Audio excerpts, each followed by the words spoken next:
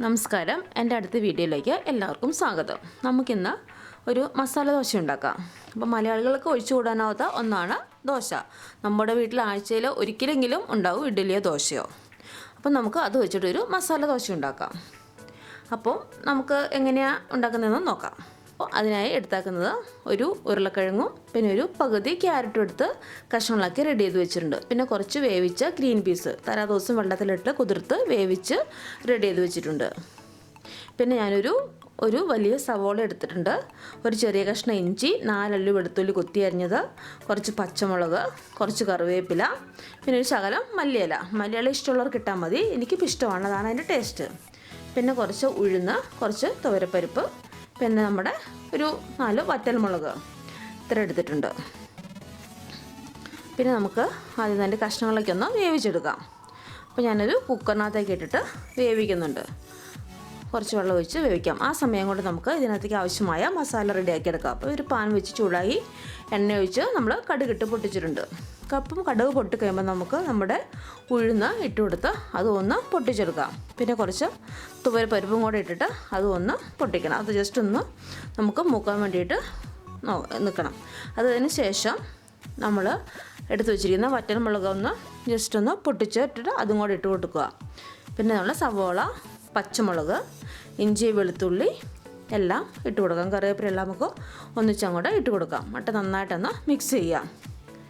അപ്പോൾ നമുക്കിത് അധികം അങ്ങോട്ട് ബ്രൗണിഷ് കളർ ആവേണ്ട ആവശ്യമില്ല. ജസ്റ്റ് ഒന്ന് വാടി പച്ചമുളക് ഒന്ന് വാടി കിട്ടിയാൽ മതി. അപ്പോൾ നമുക്കിപ്പോൾ നന്നായിട്ട് ഇളക്കി കൊടുക്കുന്നുണ്ട്. ഇനി ആവശ്യത്തിന് ഉപ്പും കൂടെ ഇട്ട് കൊടുക്കാം. നമ്മളിപ്പം വേവിച്ച കഷ്ണത്തിലൊന്നും ഉപ്പിട്ടിട്ടില്ല. അപ്പോൾ നമ്മൾ അതിനും കൂടെ കണക്കാക്കി ഉപ്പിടണം. പിന്നെ കുറച്ച് മഞ്ഞൾപ്പൊടി ഇട്ട് കൊടുത്തു. പിന്നെ നന്നായിട്ടൊന്ന് മിക്സ് ചെയ്യാം. കണ്ടോ, നന്നായിട്ട് ഇളക്കി കൊടുക്കുക. ഇനി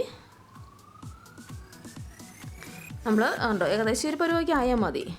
നമുക്ക് കുറച്ച് കാശ്മീരി മുളക് പൊടി ഒരു കളറിന് വേണ്ടിയിട്ടും ടേസ്റ്റിന് വേണ്ടിയിട്ടും നമുക്ക് ചേർത്ത് കൊടുക്കാം. എന്നിട്ട് നന്നായിട്ടൊന്ന് ഇളക്കുക. തീയ ലോ ഫ്ലെയിമിൽ വെച്ചിട്ട് വേണം ചെയ്യാൻ വേണ്ടിയിട്ട്. അപ്പോൾ നമ്മുടെ ഏകദേശം റെഡി ആയിട്ടുണ്ട്. ഈ ഒരു പരുവം മതി. ഇപ്പോൾ ഞാൻ കുറച്ച് ഗരം മസാലയും കൂടെ ഇട്ട് കൊടുത്തിട്ടുണ്ട്. ഗരം മസാല അധികം വേണ്ട, ഒരു 1/4 ടേബിൾ സ്പൂൺ അത്രയൊക്കെ മതി. അപ്പോൾ നമ്മുടെ പൊട്ടറ്റോയും ക്യാരറ്റും വെന്ത് കിട്ടിയിട്ടുണ്ട്. അത് നന്നായിട്ടൊന്ന് ഉടച്ചു കൊടുക്കാം. ഫുള്ളങ്ങോട്ട് ഉടച്ചു കൊടുക്കേണ്ട ആവശ്യമില്ല. ഒത്തിരി വെള്ളം പോലെ ആവണ്ട, ഇടയ്ക്ക് നമുക്കിങ്ങനെ കടിക്കാൻ വേണ്ടിയിട്ട് കിട്ടണം. അപ്പോൾ ആ രീതിയിൽ ഉടച്ചു കൊടുത്തിട്ടുണ്ട്. അത് നമ്മൾ റെഡിയായി ഇരിക്കുന്ന മസാലത്തേക്ക് ഇട്ട് കൊടുക്കാം. ഓക്കെ, അപ്പോൾ നമുക്കത് നന്നായിട്ടൊന്ന് മിക്സ് ചെയ്യാം. എല്ലാ ഭാഗത്തും എത്തുന്ന രീതിയിലൊന്ന് മിക്സ് ചെയ്ത് കൊടുക്കണം. ഇനി നമ്മൾ വേവിച്ച് വെച്ചാക്കുന്ന ഗ്രീൻ പീസും കൂടെ ഇട്ട് കൊടുക്കാം. അന്നേരം നന്നായിട്ട് മിക്സ് ചെയ്യുക. എല്ലാ ഭാഗത്തും എത്തുന്ന രീതിയിൽ നന്നായിട്ടൊന്ന് മിക്സ് ചെയ്യുക. നമുക്ക് ഈ സമയത്ത് ഉപ്പൊക്കെ നോക്കണം. ഇനി ഉപ്പ് കുറവുണ്ടോ അങ്ങനെ ഉണ്ടെങ്കിൽ ഇട്ട് കൊടുക്കണം. അപ്പം എല്ലാം കറക്റ്റാണ്. ഇനി നമ്മൾ കുറച്ച് മല്ലിയെല്ലാം കൂടെ അങ്ങോട്ട് തൂവി കൊടുക്കുക. അപ്പോൾ ഒരു പ്രത്യേക ടേസ്റ്റും നല്ല സ്മെല്ലും കിട്ടും. അപ്പോൾ എനിക്കിത് ഇഷ്ടമാണ്, ഇതിൻ്റെ ടേസ്റ്റും സ്മെല്ലും ഒക്കെ. അപ്പം ഞാൻ ഇടാറുണ്ട്. ഗ്രീൻ പീസ് ഇപ്പോൾ എല്ലാവരും ഇടാറില്ല. അത് ഇഷ്ടമുണ്ടെങ്കിൽ ഇട്ടാൽ മതി. ഇപ്പം ഞാൻ ഇടാറുണ്ട്. ഗ്രീൻ പീസും കൂടെ ഇടുവാണെങ്കിൽ നല്ലതാണ്. നമുക്ക് ഇടയ്ക്ക് കടിക്കാനും എല്ലാം കിട്ടും, ഒരു ടേസ്റ്റും ഉണ്ടാവും. അപ്പോൾ ചിലവർ പൊട്ടറ്റോ മാത്രം ഇട്ടിട്ടാണ് ഉണ്ടാക്കാറ്. അപ്പോൾ നമുക്ക് ഇഷ്ടമുള്ള പോലെ ഇടാം. പിന്നെ നമ്മളിത് ദോശമാവ് റെഡിയായി വെച്ചിട്ടുണ്ട്. അപ്പോൾ നമുക്ക് ഒരു പാൻ ചൂടാക്കി അതിനകത്തേക്ക് ദോശ മാവ് ഒഴിച്ച് കൊടുത്ത് നമുക്ക് ദോശ ചുട്ടെടുക്കാം. അപ്പോൾ നൈസായിട്ട് ദോശ പരത്തുക. അപ്പോൾ നമ്മളിത് അധികം ഹൈ ഫ്ലെയിമിൽ വെക്കരുത്, മീഡിയത്തിലാണ് ഇപ്പോൾ ഞാൻ വെച്ചേക്കുന്നത്. അപ്പോൾ നമുക്ക് നെയ്യോ നല്ലെണ്ണയോ എന്ത് വേണം നമുക്ക് ഇഷ്ടത്തിനനുസരിച്ച് ഒഴിച്ച് കൊടുക്കാം. ഞാനിപ്പോൾ ഇവിടെ കുറച്ച് നെയ്യാണ് ഒഴിച്ച് കൊടുത്തേക്കുന്നത്. അത് ജസ്റ്റ് അതൊന്ന് സ്പ്രെഡ് ചെയ്ത് കൊടുക്കാം. അപ്പോൾ ഇത് നമ്മൾ തിരിച്ചിട്ട് കൊടുക്കണില്ല.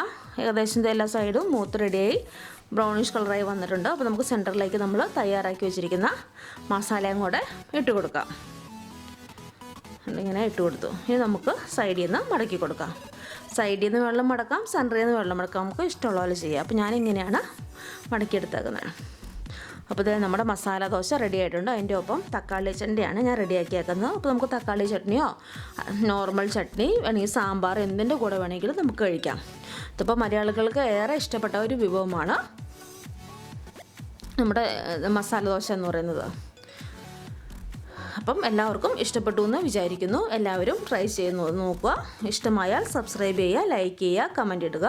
നമുക്ക് വീണ്ടും പുതിയൊരു വീഡിയോയുമായിട്ട് കാണാം. താങ്ക്